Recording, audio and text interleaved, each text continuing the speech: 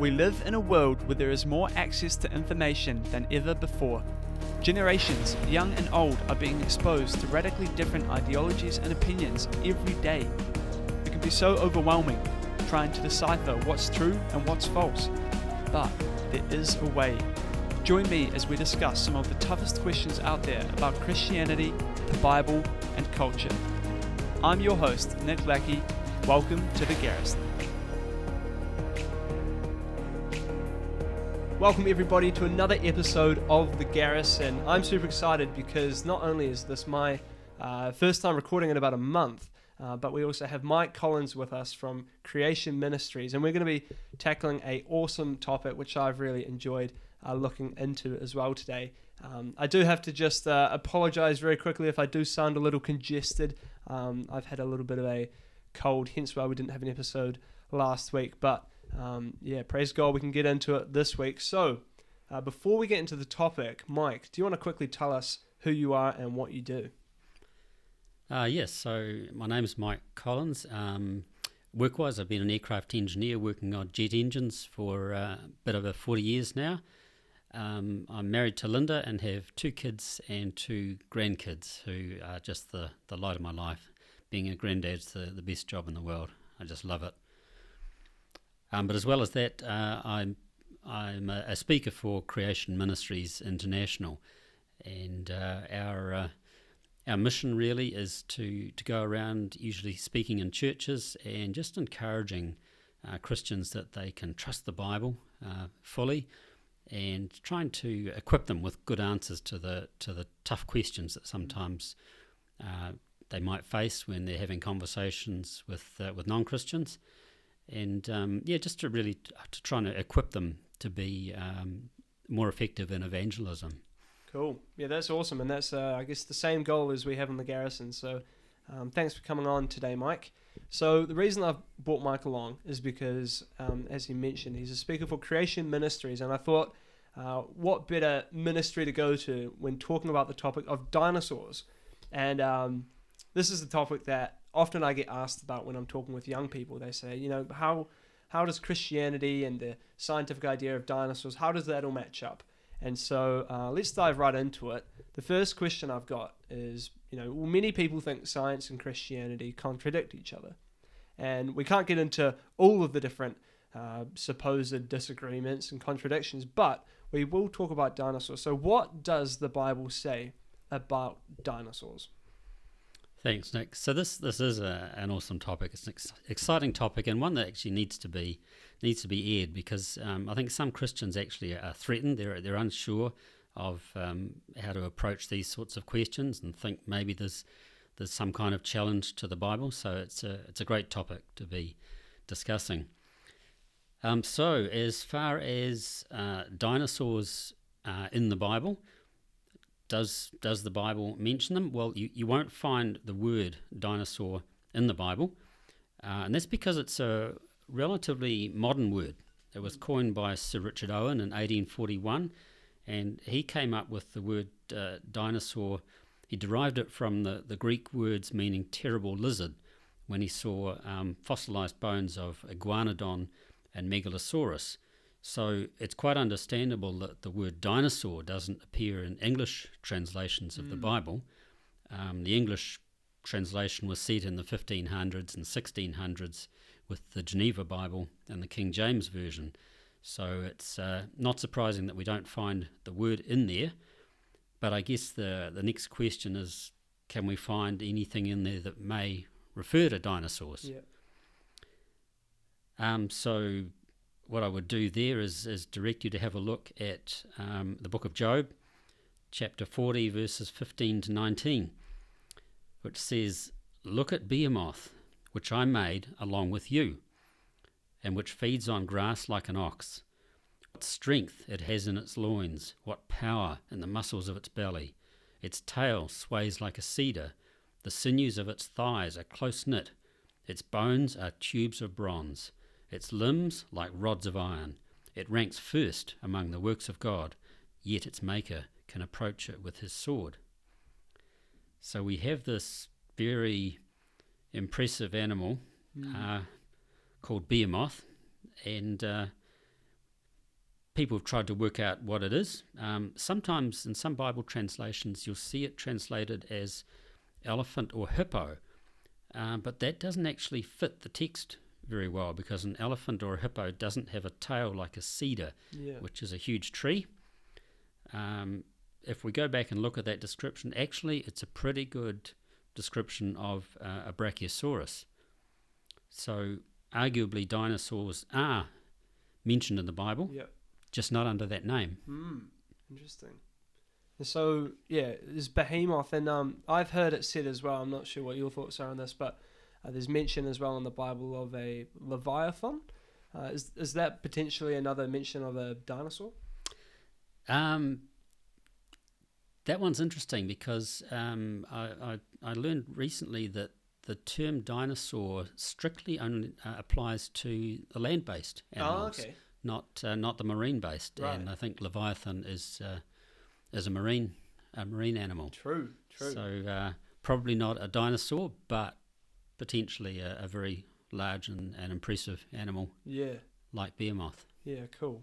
No, that's awesome, Mike. I think when I first looked into that, that's the answer I came across as well. The behemoth, and I mean, I guess with the dinosaurs that supposedly went extinct with this meteorite or whatever the theory is at the moment, could they? I mean, when God gives his creation account in Genesis and he talks about creating land creatures and sea creatures and animals, from the Christian point of view, are we thinking that these dinosaurs, I mean, obviously we make the distinction between dinosaurs and animals today, but back then was it all just, hey, they're all just land creatures, right?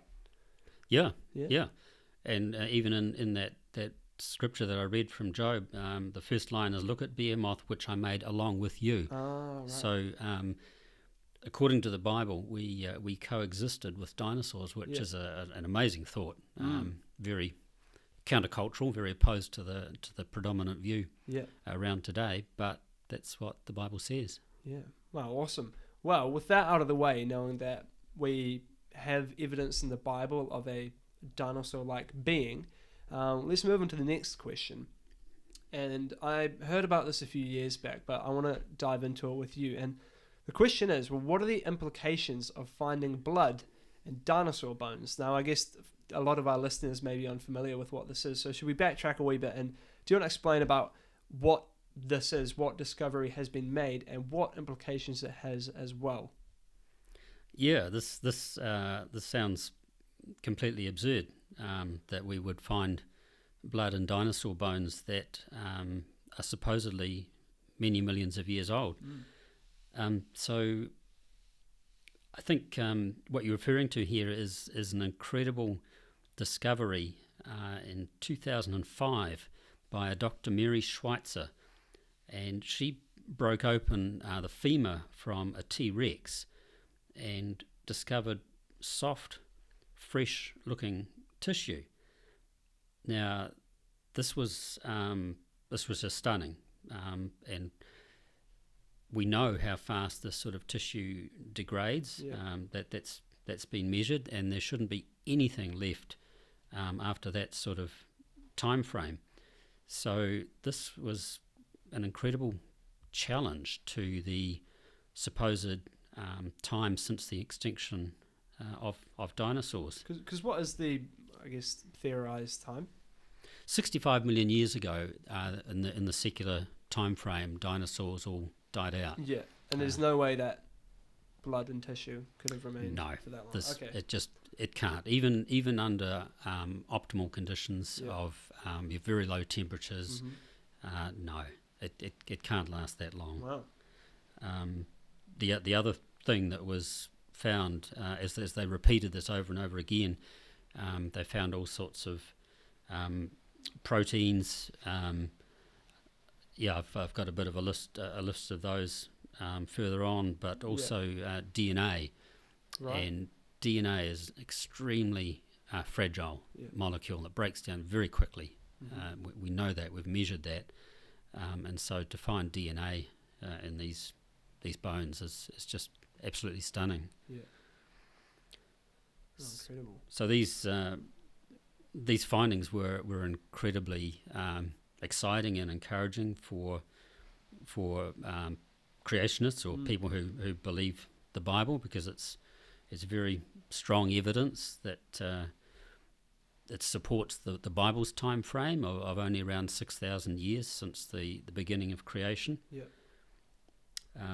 Carl Whelan from Creation Ministries, he was quoted as saying, "I invite the reader to step back and contemplate the obvious.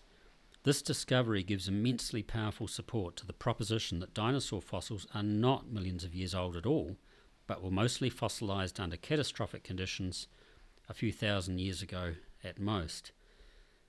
So this really this finding just created a real firestorm, and there was huge debate in the scientific community. A lot of people were struggling to believe the findings, even to the point that Dr. Schweitzer was having trouble trying to get her work published in scientific journals. She said, "I had one reviewer tell me that he didn't care what the data said. He knew that what I was finding wasn't possible. I wrote back and said, 'Well, what data would convince you?' And he said, 'None.' So this guy was in effect saying, I don't care what the data or the evidence shows. This finding doesn't fit my worldview, so I'm rejecting it out of hand." It's a really interesting demonstration of the power of a worldview.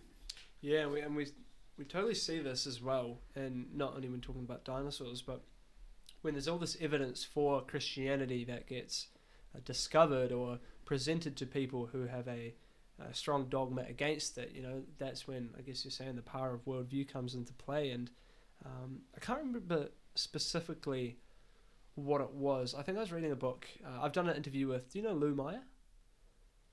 I think I may have heard the name. Anyway, I was doing an interview with him, and I think he's got a degree in like biochemistry, and so he looks at or he's rather looked at the probability of DNA just somehow by chance being created, right?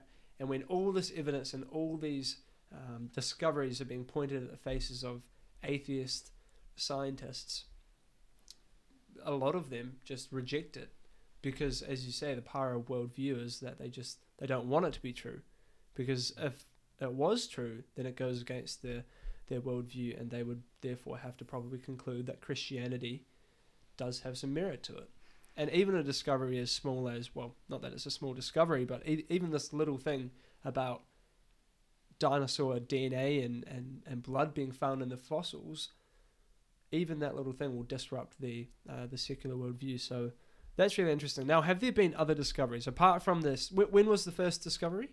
2005 was the initial one. Wow. So have there been other discoveries of different, I don't know what the word is, but there's been blood found and DNA. Was that all at the same time, or were they different discoveries? No, there's that was the first instance. Yeah. But just in case anyone thinks, that was a one-off, that was an aberration, that was contamination, the findings have just been repeated over and over again. Even those initial findings, Mary Schweitzer herself said, "I didn't believe it until we'd done it 17 times." Wow. She wasn't expecting to find this. It doesn't fit her evolutionary worldview. Yeah. But yes, we've had, it's just been repeated over and over again. So it actually goes back as far as 1993. Sorry, I misquoted that. It was 1993 that she first found those blood cells in the bone. Then in 1997, hemoglobin was found, as well as recognisable blood cells. 2003, there was evidence of the protein osteocalcin was found. 2005, there were flexible ligaments and blood vessels. 2007, collagen was found. 2009, the proteins elastin and laminin, which are very fragile, and further confirmation of collagen in a duck-billed dinosaur. And 2012, osteocytes, which are bone cells, proteins actin and tubulin, and even DNA, and we talked about this earlier, and the measured rates of decomposition of these proteins and DNA show that there's no way they could have lasted this presumed 65 million years since dinosaur extinction. Wow. And you will find there have been various attempts to explain away these findings, preservation by iron molecules and this sort of thing, but actually none of them have been really found to be plausible reasons for why this has been found. And I guess the other one that fits quite well with this is in 2012, the discovery that all tested dinosaur fossils contain carbon-14. And without getting into too much detail, carbon-14 is just one of the radiometric methods of trying to date things in the past. Yeah. And it's the method that's used for organic material, anything that was once living. And carbon-14 has a very short half-life of 5,730 years. So carbon-14 cannot date millions of years. If the whole Earth was one huge lump of carbon-14, it would all be gone in about 1 million years. Wow. So carbon-14 at a maximum can only measure about 50 to 60,000 years. Yeah. And yet we've found carbon-14 in measurable levels in every dinosaur fossil tested, and in fact in every organic sample that's been tested of anything, whether trees, animals, even coal and diamonds, which are supposedly millions of years old. We've found carbon-14 in all of those. So this is another massive challenge to the idea of long ages and huge support for the time frame in the Bible. Yeah. Oh, wow. Before we go into the next question, I think that's been awesome to look at all the evidence. This, was it Dr. Mary Schweitzer? Is that how you say it? Schweitzer? Yeah. Was she a Christian? I think she was someone who, this is my understanding, so I'm fairly sure it's correct. She would call herself a Christian and has some Christian belief, but she is someone who definitely believes in evolution and long ages, millions of years. And as far as you know, does she still believe in that now after making these discoveries? I've not heard or seen anything to indicate otherwise. Yeah. So. Wow. Anyway, that's been really good looking at that, Mike. So thank you for that. I want to take a step back now because we've just been talking specifically about dinosaurs, but you did mention actually about where was it? There's someone. Was it maybe the quote from Carl Wieland who was saying that perhaps these dinosaur fossils, they were mostly fossilized under catastrophic conditions a few thousand years ago. Now, could this be, or could he be referring to Noah's flood? And so question 3 is, why are archaeologists finding mass graveyards of fossils? And is this evidence for a meteor or an asteroid that wiped the dinosaurs out, or is it more likely to have been a flood, which was mentioned in the Bible? So I guess this the whole area of the flood is another really contentious area where secular scientists really don't want to acknowledge or admit any evidence for a flood, but actually there's lots. The surface of the earth is covered with evidence of a huge flood. But talking specifically about these mass graveyards of fossils, the extinction of the dinosaurs, there have been a lot of different ideas proposed for how this came about in the secular arena. Things like mammals eating their eggs, narcotic plants evolving that they ate, global cooling, global warming, loss of plants causing the herbivores to starve, which in turn would cause the carnivores to starve, or a lowering of the oxygen partial pressure in the atmosphere. Those are a few of the ideas that have been kicked around. The current favourite, however, in the secular world is a meteor strike about 66 million years ago, which supposedly caused dramatic climate change, almost like a nuclear winter, which wiped out the dinosaurs and many other species as well.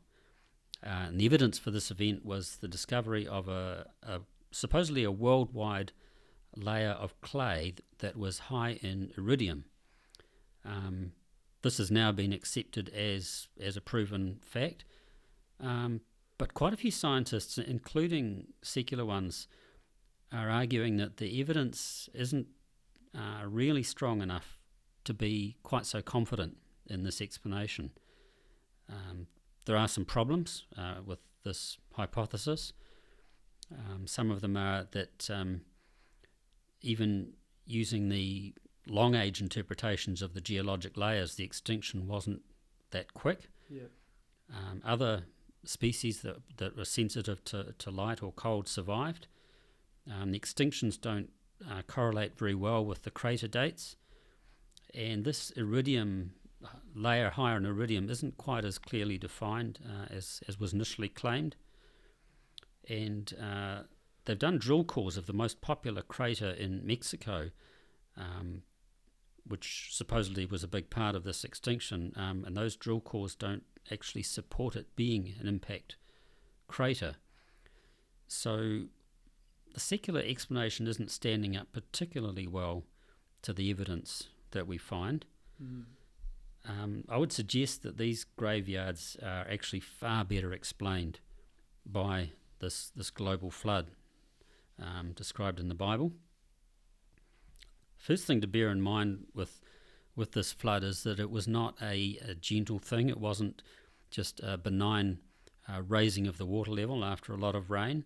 This was a hugely violent, it was a catastrophic event with lots of volcanic and tectonic activity. It reshaped the surface of the whole planet. There would have been sediment and mud flows on a massive scale all over the earth, which would be well able to drown, bury and fossilise millions of animals.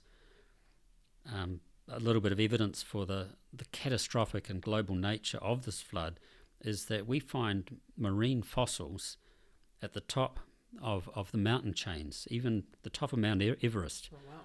In 1953, Sir Edmund Hillary brought rocks back from the top of Everest that contained crinoids, which are marine sea lilies. And we find these at the top of most mountain chains.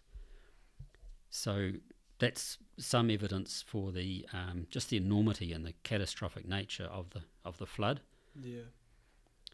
And the idea that we even find fossils at all is evidence that something happened pretty quickly. The conventional idea is that fossils form slowly over millions of years, but that actually defies common sense. If you think about it, if an animal dies in a marine environment, it doesn't just sit there lying on the bottom untouched for years waiting for sediment to gradually cover it up, which is the secular story of how fossils are formed. It's immediately set upon by carnivores who rip it apart and scatter the remains. Certainly doesn't remain in one piece long enough for sediment to cover it. And interestingly, recent experiments have shown that even with no predators around, a body in water will disintegrate completely rather than remain in one piece. And of course, usually a body will float for a time as well and be scavenged while it's floating.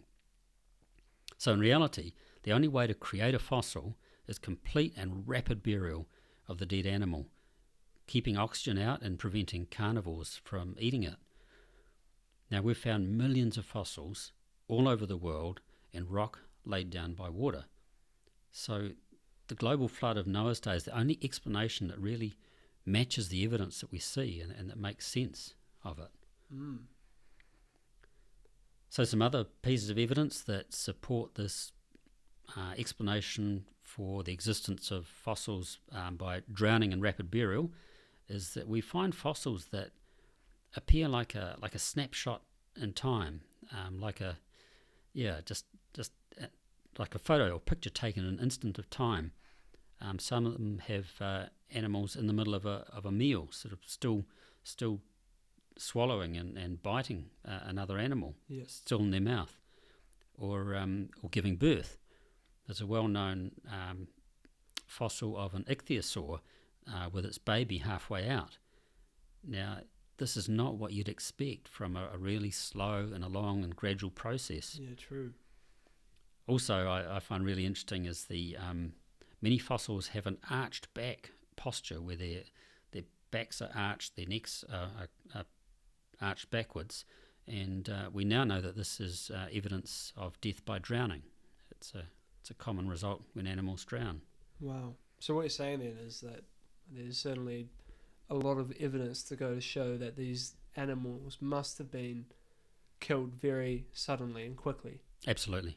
And I guess the Bible's description of Noah's flood would certainly go to show that this is an event that would fit with the evidence we're finding. If we go forward to then the mass graveyards that we're talking about, what kind of stuff do we actually find in mass graveyards? So we find these graveyards, or they're sometimes called bone beds, containing the remains of thousands of dinosaurs, often the same type, but they're sort of quite jumbled up and mixed with marine creatures like clams and fish. So land-based animals and fish were obviously not living together, so must have been mixed up and mingled by something pretty catastrophic. These skeletons are mostly complete, which speaks against them having been sitting on the bottom of a lake or the sea for a long time, as we mentioned earlier. We find things like armoured dinosaurs, which have a very high centre of gravity, buried upside down. And this is explained by them having drowned, floating, flipping upside down, and then being quickly buried. Even finding dinosaurs buried still in the middle of a fight. This speaks of really, really rapid burial. The rock layers containing these fossils were laid down by water, and they're often huge, spanning different continents. So this is evidence that the flood was actually global. Some people try to say, no, the flood was just a local flood, but that doesn't fit with the Bible's description, and it doesn't fit with the evidence that we find as well. Wow. We also sometimes find dinosaur eggs that span, or they're buried in across several vertical layers. So those layers couldn't have been laid down gradually over millions of years. They must have been deposited rapidly. So, as I said, neither long, slow processes or local floods actually give good explanations for the sort of evidence that we find. Yeah. So I guess, most of the evidence does point towards a rapid burial and rapid fossilization. So I guess that leads on to the question, well, if Noah's Ark and the flood were true historical events that took place, and we know that dinosaurs, as we understand them, don't exist anymore, then what was the thing which wiped them out? Because we know from the creation account that, from the account of Noah and the Ark, that he got 2 of every kind of animal. And if he had done that, he would have probably got some dinosaurs onto the Ark. So what do you think would have been the thing which wiped out these dinosaurs? So yes, the dinosaurs would definitely have been on the Ark. Some people see that as problematic because of the size of them, but it wouldn't necessarily have been adults, and also most dinosaurs were not actually that big. We tend to focus on the big ones because they're the scary, dramatic ones. Most of them were quite a bit smaller. So yes, they would have been on the Ark. They would have come off the Ark, and the burning question is, how did they become extinct? What caused that? And we can't actually answer that with certainty. We don't know for sure, but probably it was nothing more dramatic than what causes other extinctions. Things like hunting by humans. They would have been a threat to people, to herds, maybe crops. Change of climate, loss of food source, fragmentation of their habitat. Possible ideas, but we actually don't know with certainty. Wow. Well, Mike, in light of all of this evidence that you've just shown, so we've got dinosaurs were found in the Bible in the word behemoth, or potentially, at least it seems to indicate that there are these large land creatures. We've also got dinosaur blood, and dinosaur fossils, which go to show that maybe the earth is not as old as the secular world thinks it is, and rather it supports the biblical idea of how creation took place and how old the earth is. And then the third one, I found this really interesting, was all the mass graveyards and the fossils. We have so much evidence which goes to show that there was a catastrophic event, most likely involving mud.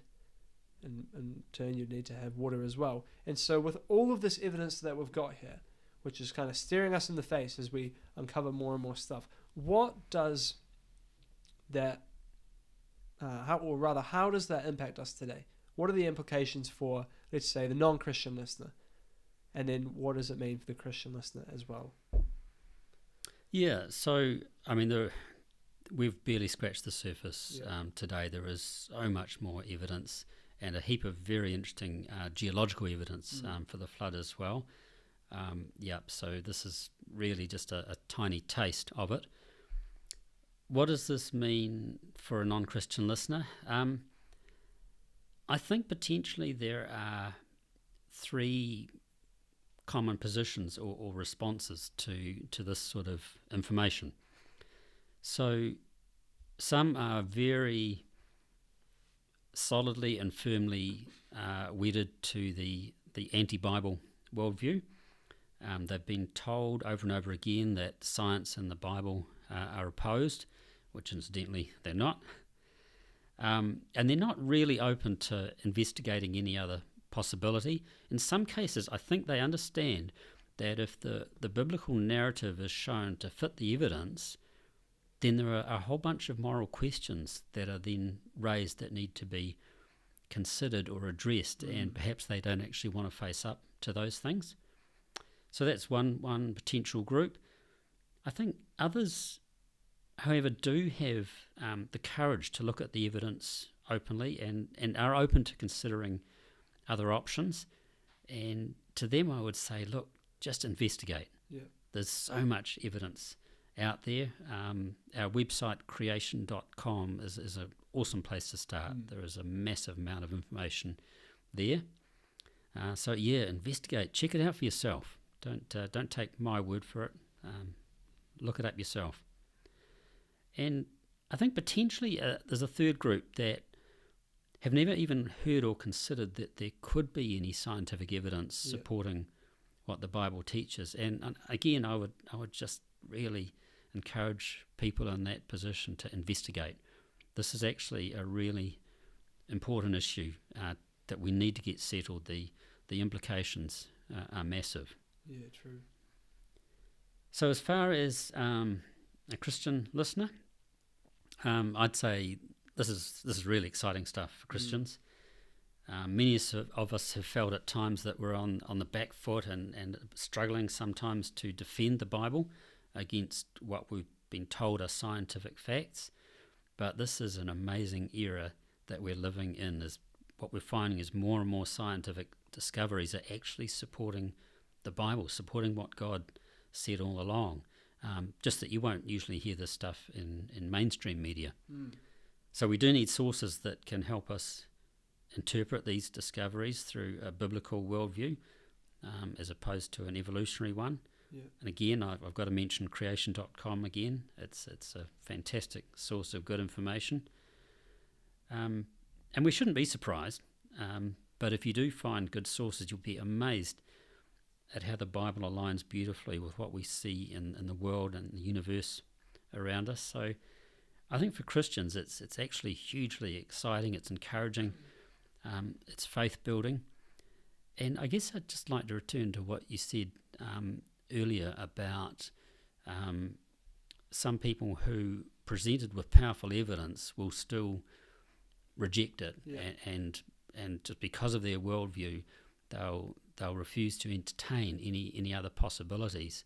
And I think as Christians, we need to remember that this is it's a two-faceted issue, I guess. There's the intellectual, there's the scientific, there's the evidence side of things, which is important and which is powerful, but there's also the spiritual side of things that often has to kick in before people can understand or accept the intellectual arguments. So it's definitely involving the Holy Spirit. So there's those two sides, the intellectual and the spiritual, and I think both are actually really important and both are essential.